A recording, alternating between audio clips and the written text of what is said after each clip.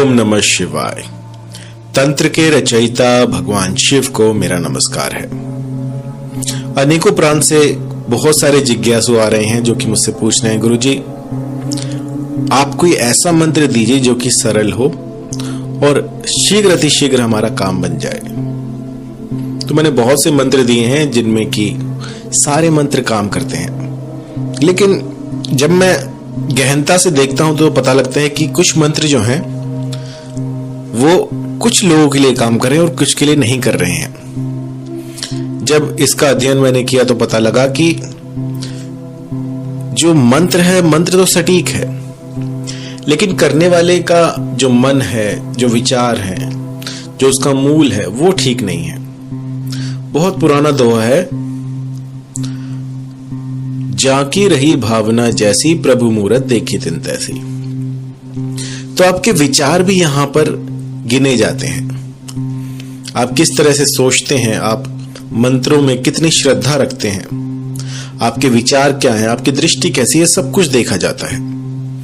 तो इन सब से विचल ना होकर आप अपनी ही एक मानसिकता बना ले कि ऐसा है या फिर ऐसा करने से ऐसा होगा, और यदि मैं इतने मंत्र जाप कर दूंगा तो ये ऐसा हो जाएगा। तो ऐसा कुछ नहीं होता है।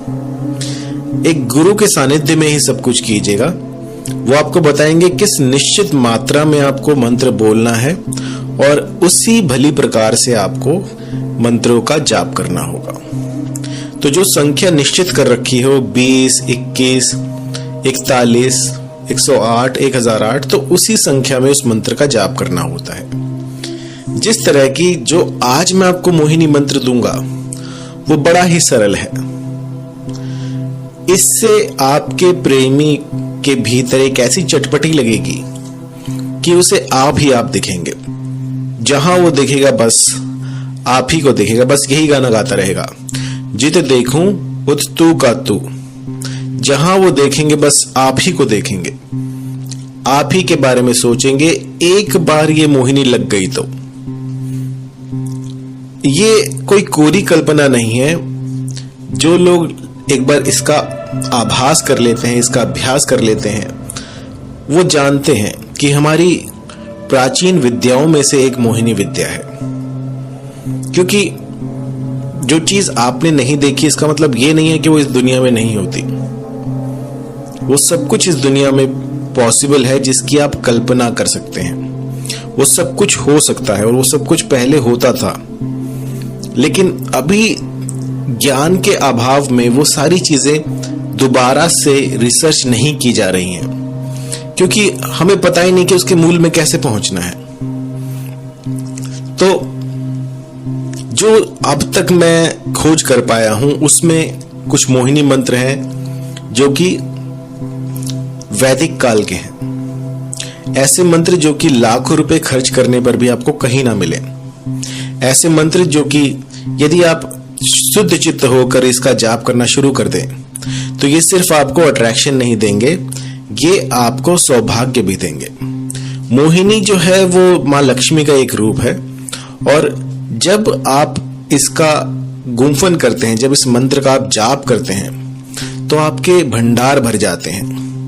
यदि कोई आपका दुश्मन हो, कोई शत्रु हो, वो परास्त हो जाता है। आपको कुछ करने की आवश्यकता नहीं है। जो आपके आसपास चल रहा है वो सिर्फ एक झांकी है, वो एक यूं समझिए कि एक प्ले चल रहा है। आपके आसपास जो हो रहा है वो एक प्ले है, लेकिन जो आप मंत्रों का जाप करते हैं ये असली विद्या है। इससे आप इस प्रकृति में फेरबदल कर सकते हैं। कुछ भी हो सकता है मंत्रों से। ये जो आप अपनी आंखों से देख रहे हैं ये सब कुछ माया है, और माया में परिवर्तन मंत्रों से किया जा सकता है। तो मंत्र जान लीजिए। मंत्र है ओम श्रीम ह्रीम मोहिन्ये नमः, मम तेजः प्रकाशय स्वाहा। मंत्र एक बार फिर से, ओम श्रीम ह्रीम मोहिन्ये नमः, मम तेजः प्रकाशय स्वाहा। तो आपको करना क्या है कि आम की लकड़ी लेनी है और जो हवन सामग्री होती है उससे प्रत्येक दिन सुबह और शाम या फिर त्रिकाल संध्या आपको एक छोटा सा 11 आहुतियां देनी है इस मंत्र से। आपको 11 आहुतियों के साथ इस मंत्र का स्वाहा को समर्पित करना है। जैसे कि ये मंत्र बोलो और जहां पे स्वाहा आया वहां पर आपको 3 उंगलियां, जो छोटी उंगली छोड़ के उसके बाद जो 2 उंगलियां आएंगी और आपका अंगूठा, इससे आपको थोड़ी थोड़ी हवन सामग्री डालनी है। सुबह होनी चाहिए, समय होना चाहिए सुबह का, जो सुबह ब्रह्म मुहूर्त होता है, यदि उसमें करें तो बहुत बढ़िया है, अन्यथा ये शाम को या सुबह दोनों टाइम पे आपको करना है। 9 बजे तक आप कर सकते हैं, लेकिन ब्रह्म मुहूर्त सर्वश्रेष्ठ है। तो आपको क्या करना है, छोटा सा हवन कुंड बनाना है, 4 ईंटें लगाइए और देखिए कि वहां पर कोई जीव ना हो, कोई चींटी ना जा रही हो या फिर कोई कीड़ा मकोड़ा ना हो, क्योंकि ये अनिष्ट कारक होते हैं। इनको दूर करके उसके बाद ही हवन में ज्योति जो है प्रज्वलित कीजिएगा। इसके बाद जो है आप साथ में जो है एक दिया लगाइएगा। दिया लगाने के बाद आपको उनको साक्षी मानना है कि अग्निदेव, मैं आपको साक्षी मानकर ये अनुष्ठान करने जा रहा हूं, तो आप मुझे इसमें जो है सार्थक कीजिए और कोई भी विघ्न जो है उसको हर लीजिए। इसके बाद में आपको 11 आहुतियां देनी है इस मंत्र के साथ।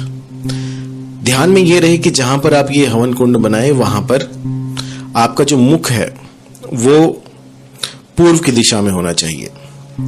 और ये सुनिश्चित करें कि जब ये साधना आप करें तो आपके आसपास कोई ना हो, कोई आपको देख ना रहा हो। दूर से कोई देख रहा हो कोई दिक्कत नहीं, लेकिन कोई आपको डिस्टर्ब ना करे। ऐसा करते हुए आपको अपनी दिनचर्या में जो आहार है वो सात्विक लेना है। जो भी हरी सब्जी, पत्तेदार सब्जियां होती हैं वो लीजिए और मादक पदार्थों का प्रयोग ना करें, क्योंकि जो मोहिनी देवी है इनको सख्त नफरत है इन चीजों से। दारू, गुटखा, शराब, मीट, अंडा, ये सब जो है ये छोड़ने होंगे आपको। इसके बाद में ये मंत्र आप कर सकते हैं।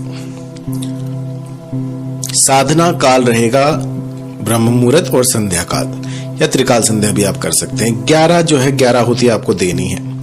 स्वाहा को ये अर्पित कीजिएगा और जब 11 आहुतियां पूरी हो जाए तो आखिर में आपको अपना जो भी विश है वो स्पष्ट करना है कि मुझे ये चाहिए। आप कह सकते हैं कि वो फला स्त्री मुझसे आकर्षित हो जाए, और यदि आप किसी पुरुष को आकर्षित करना चाहते हैं तो आप कहिएगा कि वो फला पुरुष मुझसे आकर्षित हो जाए। कितना भी लंबा हो सकता है वो तो आपके ऊपर है, आप कैसे भी कह सकते हैं। इसके बाद हवन कुंड को प्रणाम करके आप अपने नित्य क्रम में लग सकते हैं। और ध्यान में रखने वाली बात यह है कि जब तक ये अनुष्ठान पूरा ना हो जाए तब तक इस अनुष्ठान के बारे में किसी को बताए ना। आपको कहीं पर भी जिक्र नहीं करना है कि आप इस प्रकार का कोई अनुष्ठान कर रहे हो, क्योंकि ये मोहिनी बड़ी रेयर है, बहुत ही छुपा कर करना पड़ता है। जितना आप इसको गुप्त रखेंगे ये चीजें उतनी ही अधिक फलित होती हैं। अगर ढिंडोरा ही पीट दिया तो कुछ ऐसे घटक होते हैं हमारे शरीर के भीतर जो कि उस चीज को हुआ हुआ मान लेते हैं और उसके बाद वो चीजें होती नहीं है। कई बार कई लोगों की नजर लग जाती है, तो नजर भी बहुत बड़ा फैक्टर होता है कि इन चीजों को छुपा के करना होता है। और कई बार तो ऐसा भी होता है कि साधक को या जिज्ञासु है उसको भ्रमित कर देते हैं लोग, उसको कुछ ऐसी बातें बता देते हैं जो कि उसका मनोबल तोड़ देता है। तो ऐसा बिल्कुल ना करें, बिल्कुल गुप्त रखें। जितनी साधना गुप्त होगी उतना ही प्रखर आपका असर होगा। तो जो दिन रहेगा वो आप ले लीजिए, वेडनेसडे ले लीजिए या फिर फ्राइडे ले लीजिए। इन 2 दिन में आप कर सकते हैं, बुध काम शुद्ध या फिर देवी का दिन शुक्रवार। इन 2 दिन में आपको ये साधना करनी है। आप इस चीज का स्मरण रखें कि जब आप ये साधना करें तो आपका सिर जो है वो लाल कपड़े से ढका हो, लाल कपड़ा हो और ऊनी आसन नीचे बिछा हो।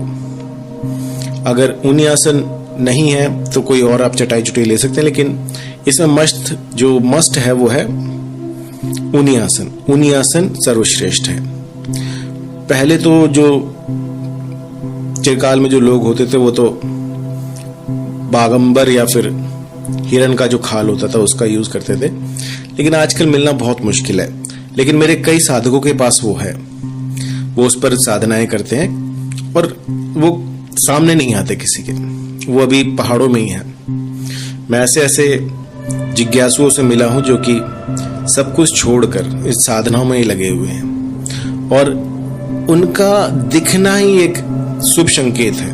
वो वैसे दिखते ही नहीं है कभी, कभी कभार जब वन में विचरण करते हुए भेंट होती है तब उनसे बात होती है और उनके जो अनुभव होते हैं वो इस दुनिया से परे हैं। तो वहां तक पहुंचने के लिए भी बहुत लंबा टाइम है।